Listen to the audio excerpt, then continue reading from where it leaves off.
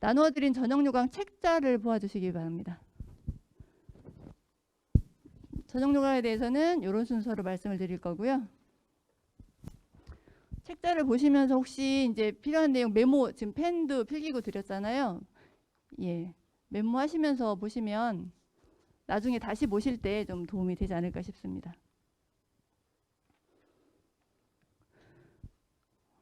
지금 보시는 바와 같이 모집 정원 64명입니다. 작년보다 줄었습니다. 작년에는 학급당 18명씩 해서 72명을 모집했었는데요. 이번에는 학급당 16명씩 해서 64명을 모집을 합니다. 저희는 2학년에 올라가서 2학년에 올라가면서 이제 소프트웨어 개발과 인베디드 소프트웨어과 그리고 인공지능과로 이제 학과를 선택을 하게 되는데요. 작년까지는 정보보안과였었습니다. 그래서 지금 현재 1학년 신입생, 현재 다니고 있는 1학년들은 정보보안과로 2학년 올라가면 선택을 하게 될 거고요. 여러분들은 이제 인공지능 소프트웨어과로 선택을 하실 수가 있게 되겠습니다. 모집 정원은 이렇게 인재 정형 뭐 이런 내용들이 있는데요. 이런 것들은 사실은 다 책자에 나와 있는 내용이어서 이제 이걸 해석하는, 그러니까 이해하는 것만 간단히 설명을 드리면 저희는 1순위에서 대전과 전국을 분리해서 뽑습니다. 22명, 22명씩이요. 그리고 지원을 할 때 마이스터 인재 전형인지 사회통합 전형인지 일반 전형인지를 선택을 해서 지원을 하게 됩니다. 전국도 마찬가지고요. 그런데 그 다음에 후순위라는 게 생겼어요. 20명을 후순위로 뽑습니다. 이거는 1순위에서 탈락한 모든 사람을 대상으로 해서 일반 전형의 점수 계산하는 방법으로 해서 성적순으로 지역에 상관없이 선발합니다. 전에는 재작년까지만 해도 대전과 전국을 그냥 40명, 40명 이렇게 뽑았었거든요. 근데 저희가 이제 여러 가지 논의 끝에 이제 지역에 상관없이 뽑는 그런 후순위 전형을 넣어서 지역 통합으로 작년에는 지역 통합이 12명이었는데요. 이번에 더 늘렸습니다. 저희는 이제 우수한 학생들을 최대한 좀 뽑고 싶은 마음입니다. 일반 전형, 특별 전형의 지원 자격은 뭐 굳이 말씀 안 드려도 아실 것 같아서 책자에 나와 있는 걸 보시면 되겠습니다.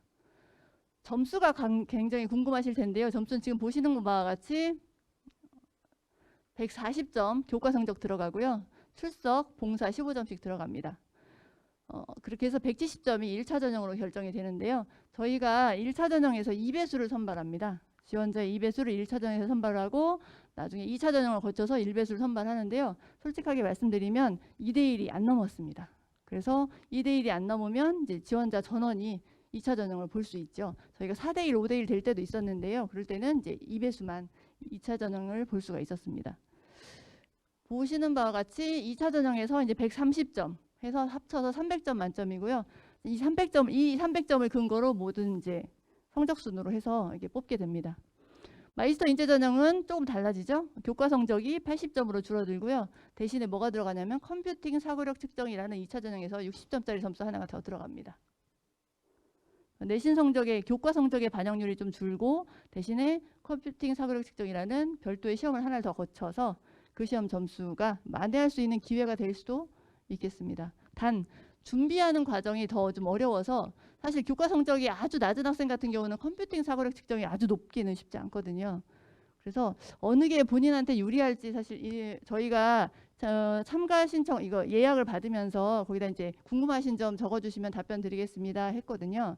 그 내용 중에 마이스터 인재 전형이 유리할까요? 일반 전형이 유리할까요? 물어보셨었는데 그거는 제가 뭐 이거 하세요 저거 하세요 말씀드리기는 어렵지만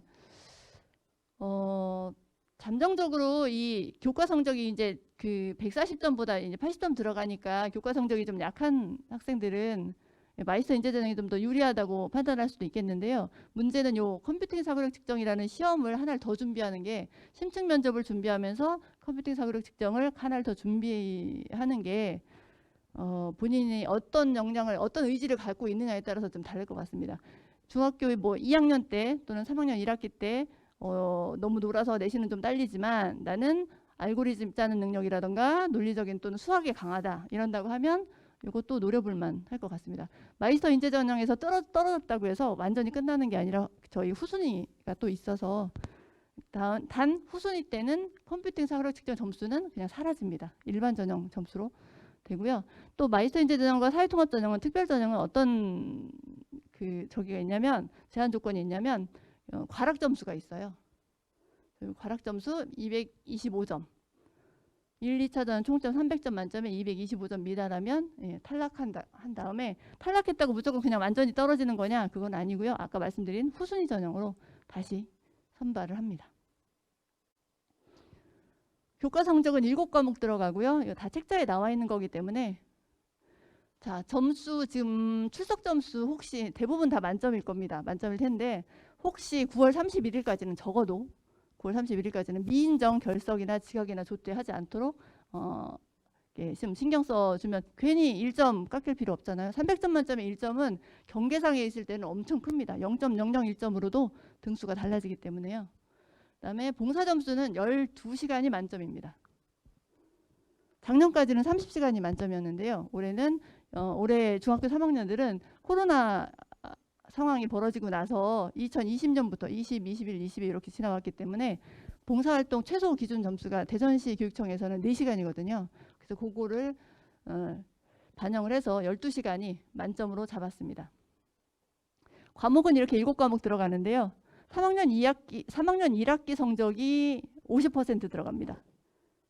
재학생의 경우에 중3인 경우에 3학년 1학기 성적이 50% 들어가서 3학년 1학기 성적이 굉장히 중요하고요.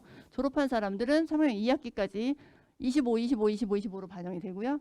과목은 이렇게 7개 들어갑니다.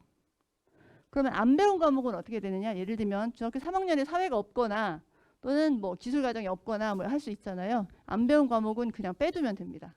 안 배운 과목은 억지로 점수를 비슷한 과목으로 집어넣거나 하지 않고요. 그냥 빼두면 저희 프로그램에서 알아서 계산을 합니다. 요게 점수 제가 예를 들어서 그냥 올 B인 경우를 한번 점수를 넣어봤어요. 올 B. 지금 이 프로그램은 저희 홈페이지에 지금 공지 예정이 아니라 공지되어 있습니다. 공지되어 있는데 거기서 다운받으셔가지고 엑셀인데요. 다운받으셔가지고 여기다가 이제 알파벳을 선택을 하면 3학년 1학기, 그다음에 2학년 뭐 1학기든 2학기든 그건 순서는 상관없습니다. 비율이 똑같기 때문에 점수를 넣으면 최종 점수가 어디서 저희 여기 이제 출결하고 그다음에 봉사 시간까지 다 넣고 나면 최종 점수는 여기서 나옵니다. 여기 최종 점수입니다. 지금 현재 보면 170점 만점에 142점, 올 B일 때 142점 나왔습니다. 교과 성적은 112점이었는데 봉사 이게 다 만점이라고 치고 142점 나왔고요. 이 학생이 만약에 마이스터 인재 전형으로 지원하겠다라고 하면 110점 만점에 94점이 되는 겁니다. 자, 요 142점을 기억하시고 넘겨보면 요게 작년 저희 3년치 전형 합격생 환영인데요. 요거는 사실 조금 22년도부터 그러니까 지금 현재 1학년 학생부터 전형 요강이 좀 바뀌었습니다. 약간 바뀌었기 때문에 여기 150점 만점은 교과 성적만 낸 거고요. 그때는 내신이 180점이었거든요. 여기부터는 교과에 봉사에 출결까지 들어간 170점입니다. 보시는 바와 같이 170점 만점에 168점 내신 성적이 이렇다는 얘기는 169점이네요. 이렇다는 얘기는 1, 2, 3학년 중에 한 과목이 한 학기만 아마도 2학년이겠죠? 한 학기 한 과목만 B였다는 얘기고요. 밑에 이 친구 같은 경우는 170점 만점에 170점이면 올 A라는 얘기입니다. 이런 학생도 들어오고 반면에 또 커트라인 보시면 134점, 124점 이 정도 되는 학생들도 있습니다. 물론 이보다 좀 요거는 2차 전형이고 후순위까지는 반영이 안 된 점수이다 보니까 후순위는 좀 더 낮아집니다. 그건 조금 이따 보여드리도록 하겠습니다. 아까 올 B일 때 몇 점이었죠? 142점. 그러면 지금 평균점이 일반 전형으로 했을 때 평균점이 151점이잖아요.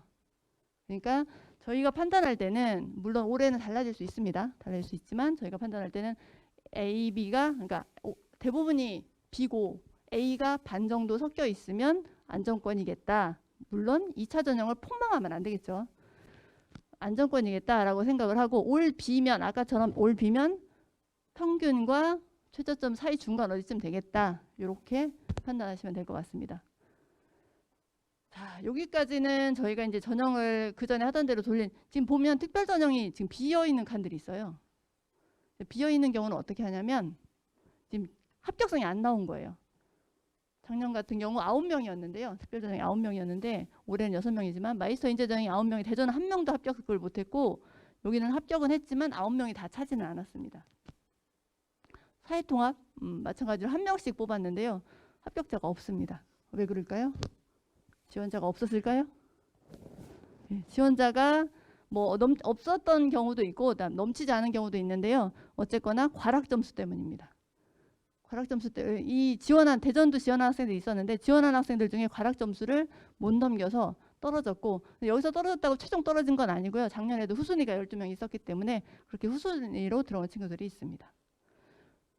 자, 여기는 지금 후순위 점수는 반영이 되어 있지 않습니다. 그리고 이렇게 요 인원만큼은 또 채웁니다. 떨어진 학생들로 다시 돌려서 또 채웁니다. 그렇게 채우는 걸 보충이라고 하고요.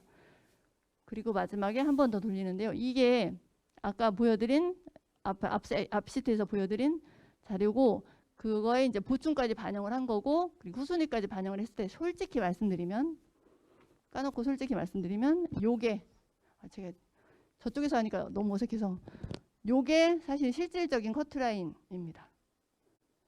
나는 커트라인 넘네? 할 수도 있죠. 요 자료는 전부 여러분에게 드리는 홍보 책자의 맨 뒤에 들어있습니다.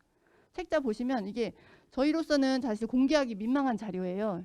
근데 정말 민낯을 그러니까 어쨌거나 지원하시는 또 관심 있는 분들은 이 성적이 제일 관심이 있으시기 때문에 그냥 완전히 공개한 민감한 부분까지 다 공개를 했는데요. 후순위까지 했을 때 198점이 커트라인 되겠습니다. 300점 만점에 198점인데요. 보시면 이 학생의 교과 성적이 116점이었던 거죠. 그러니까 116점이면 합격이래 이렇게 말할 수는 없는 거고요. 2차 성적에 따라 달라지는 거 어디서 볼 수 있냐면 여기 보세요. 맨 처음에 보충을 안 돌렸을 때 여기 최저점이 237점이에요. 그래서 여기서 떨어진 애가 보충으로 난 자리 대전에 보충으로 난 자리 여기서 붙었거든요. 237점에서 떨어진 애가 236점으로 보충으로 그 마이스터 인재전형 그 빈자리를 붙었거든요. 근데 붙은 경우에 내신 성적을 한번 보세요. 얘는 134점이고요. 얘는 159.8입니다. 한 20, 거의 6점 가까이 차이가 나는데 이 친구가 이겼어요. 어디서 오는 차이죠? 예, 2차 전형입니다. 면접과 직업기초수행평가에서 오는 차이입니다. 그만큼을 더 이긴 거죠. 그러니까 이 친구는 그걸 아마 못 봤을 거고 이 친구는 아마 굉장히 잘 봤을 거예요. 그래서 저희가 이 내신 성적만 가지고 몇 점이면 합격이에요, 몇 점이면 탈락이에요 말씀드릴 수가 없는 게 이렇습니다. 그리고 또 저희는 저희 학교가 소문이 어떻게 됐냐면 너무 높대요. 거기는 잘하는 애들만 가는 곳이라고 하고 점수가 저는 어림도 없어요. 이렇게 물론 실제로 어림도 없는 학생들도 상담을 오기는 합니다. 얼마 전에 D2가 주로인 학생이 와서 상담을 해서 제가 다른 소프트웨어 마이스터도 있다. 꼭 개발자가 되고 싶으면 다른 곳도 한번 찾아가서 상담을 해봐라. 우리 학교는 어렵겠다 이렇게 얘기를 했는데요. D2가 대부분이면 어렵죠. 마이스터 인재전형을 하든 뭘 하든 당연히 어려울 텐데 그래도 저는 반 130점 돼요. 또는 120점 돼요 라고 하더라도 가능성이 없는 건 아니거든요. 2차 전형을 어떻게 보느냐에 따라서 충분히 이렇게 역전이 가능합니다. 그걸 보여드리고자 설명을 드렸습니다. 자, 그러면 2차 전형 어떻게 보냐? 지금부터 말씀드리는 건 작년 기준입니다. 작년에 어떻게 했는지. 그런데 아마 크게 바뀌지는 않을 거라고 생각이 되고요. 약간씩 변화가 있을 수는 있습니다. 문항수를 더 늘린다던가 또는 뭐 풀이 방법을 작년 같은 경우 재작년까지는 그 마이스터 인재전형 같은 경우 앞에서 막 채점하시는 선생님들 앞에서 말로 설명하면서 풀이를 했어야 되는데요. 작년에는 코로나 심각한 상황이어서 그렇게 못하고 말로 안 하고 종이에다가 쓰는 걸로 그렇게 변형을 했었습니다. 그런 것처럼 올해도 약간의 변화는 있을 수는 있습니다. 작년을 근거로 기준으로 말씀드리겠습니다. 저희는 2차 전형 이제 제일 중요한 게 2차 전형일 거예요. 교과는 이미 끝났고, 그죠? 교과는 손 못 대요. 더 이상 이제 봉사활동이나 출결만 까지지 않게끔 만점을 만드시고 교과는 끝났으니까 2차 전형 준비를 하셔야 되는데 2차 전형 준비는 이렇게 되어 있습니다. 원칙은. 이걸로 보여드릴까요?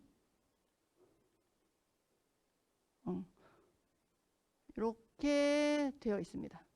학업 수행에 필요한 기본 자질과 능력이나 사고력, 추리력, 창의력 이런 것들을 직업기초소양평가에서 보는데 얘는 위탁입니다. 저희가 출제하지 않습니다. 기관에 위탁을 해서 그곳에서 문제지를 갖고 와서 시험을 봅니다. 그래서 문제를 구경을 못했습니다. 제가 작년에 시험을 보는데 문제를 못 봤습니다. 안 보여줍니다. 자, 거기서 나온 자료입니다. 언어 영역, 이해력, 추리력, 수리 영역, 계산, 수열, 추리 자료 해서 공간 영역 이런 것들 본다고 하는데요. 익숙하시죠? 이게 무슨 얘기예요? 이런 것들을 테스트하는 시험이 우리가 경험한 것 중에 뭐가 있을까요? 뭐 IQ나 뭐 인적성 이런 거 있지 않으세요? 비슷하지 않으세요? 네, 맞습니다. 그런 식으로 많은 객관식 문제를 단시간 안에 풉니다. 그래서 요거는 사실 어떻게 준비하세요? 이걸 시험 공부, IQ 검사하려고 시험 공부하는 사람 없잖아요. 적성 검사하려고 시험 공부 못 하잖아요. 그러니까 요거는 사실 공부하거나 대비하라고는 말씀 못 드리겠고, 단 어떤 연습은 좀 하면 좋으냐면, 어떤 친구는 문제를 푸는 스타일이 앞에 문제가 안 풀리면 계속 붙들고 있는 친구들이 있어요. 근데 우리 적성 검사할 때 그렇게 하면 안 되죠. 제한 시간 안에 다 어쨌거나 답을 해야 돼요. 그래서 온라인이나 아니면 진로 선생님이나 상담 선생님을 통해서 그런 문제지를 구할 수가 있으면 그렇게 그 적성 검사 문제나 이런 것들을 한 번 정도는 풀어보는 걸, 제한 시간 맞춰서 풀어보는 걸 추천드립니다. 그냥 체크 이렇게 넘어가야지 앞에서 뭐지? 하고 나는 어느 쪽이지? 하면서 한참 생각하면서 이렇게 풀다가는 절대로 마지막까지 못 풉니다. 문항수가 많다 보니까. 지난번 설명회 때 어떤 질문이 들어왔냐면, 그러면 얘가 점수가 이제 이거는 저희가 이제 60점 들어가는데요. 학생들이 합격한 학생들이 점수가 몇 점 정도 됩니까? 하는 질문이 들어왔었는데 제가 그때 답변을 못 드렸었거든요. 예, 통계를 내봤더니 합격한 학생들의 분포는 55점 이상은 한 명도 없었고요. 50점, 60점 만점에 50점 이상 한 명 정도 있었고, 주로 대부분이 35점과 40점 사이에 분포되어 있었습니다.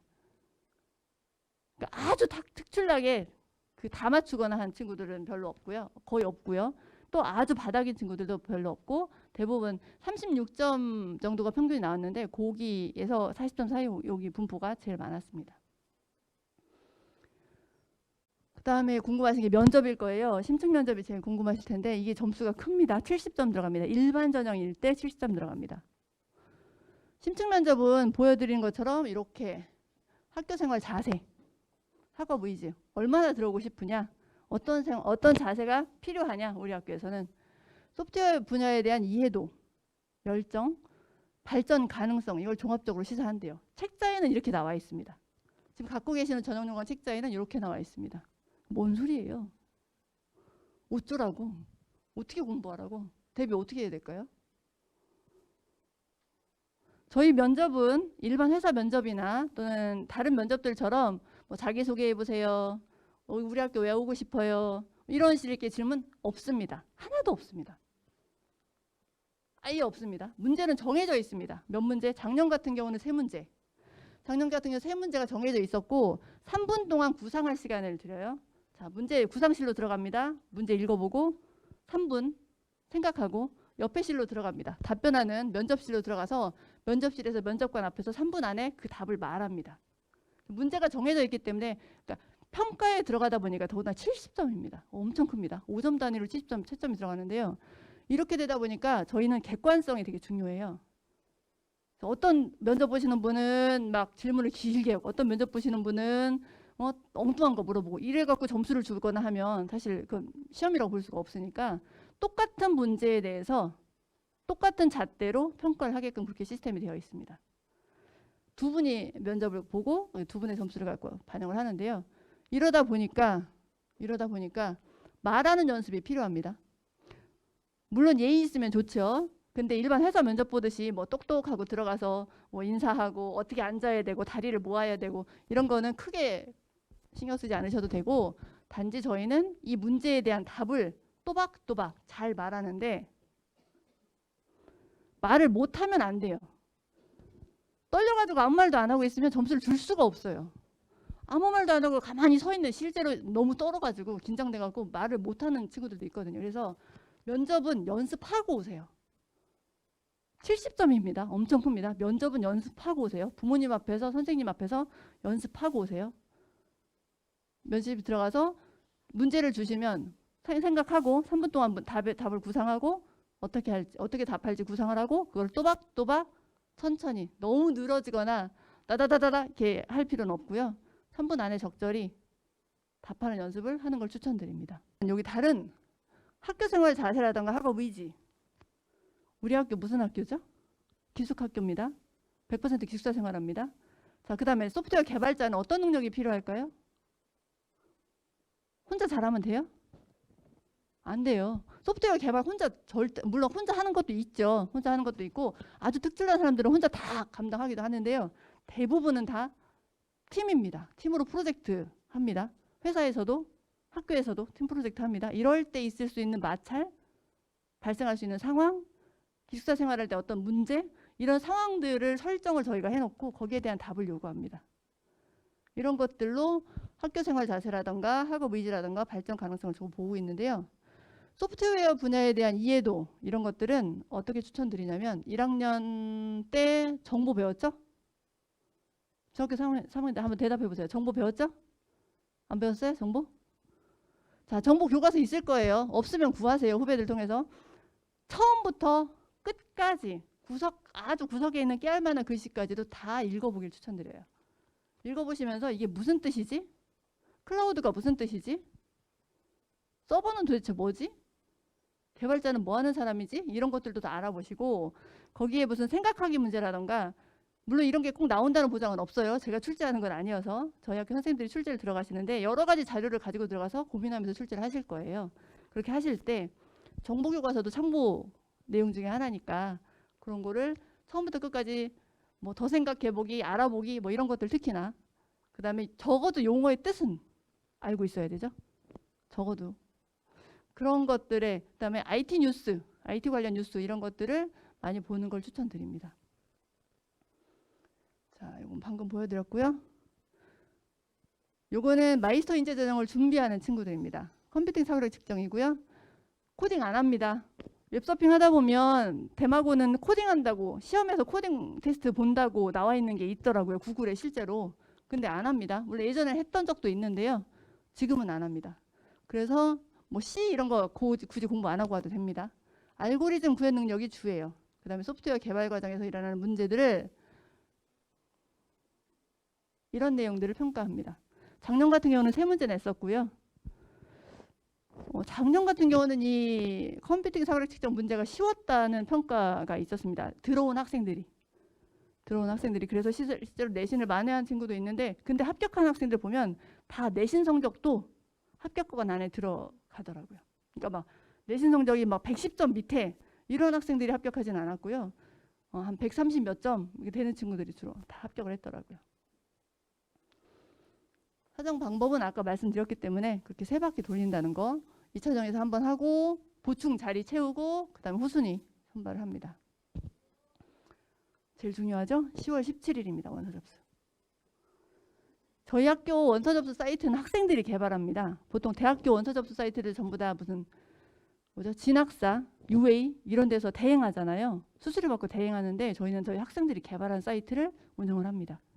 이번에도 그러니까 해마다 그리고 다시 개발을 하는데요. 이번에 개발한 사이트는 테스트를 또 해볼 건데 2주 전에 저희 10월 첫 번째 주에 모의 접수를 한다고 홈페이지에 공지가 나갈 거예요. 그때 이제 모의 접수를 해보시면 아 이렇게 접수가 되는구나. 이제 하다가 뭔가 문제가 생기면 저희한테 연락 주시면 저희는 얼른 에러를 고치겠습니다. 사실 어떤 문제가 일어날지 해보지 않으면 모르거든요. 저희는 열심히 테스트를 해서 올리긴 하는데 그럼에도 불구하고 또 있을 수 있는 오류들이 있습니다. 아 너무 추우신가요? 에어컨 조금. 예. 10월 17일부터 20일까지 원서 접수니까요. 네, 요때를 놓치지 않으시면 되겠습니다. 다른 뭐 서류 제출이라던가 뭐 발표 이런 것들은 다 자료 그 책자 보시면 나와 있어서 그걸로 가름하도록 하겠습니다. 신입생 오리엔테이션 10월 11월 19일 날 있을 예정이고요. 주의사항. 다른 마이스터고랑 이중 지원 안 됩니다. 모집 기간이 달라도 안 됩니다. 대부분은 물론 10월 17일인데요. 달라도 안 됩니다. 저희 학교를 뭐 지금 여기까지가 저희가 이제 제가 드린 말씀이고요. 다른 궁금한 사항이 또 있으시거나 하면 언제든지 전화 주시면 친절히 말씀드리도록 하겠습니다.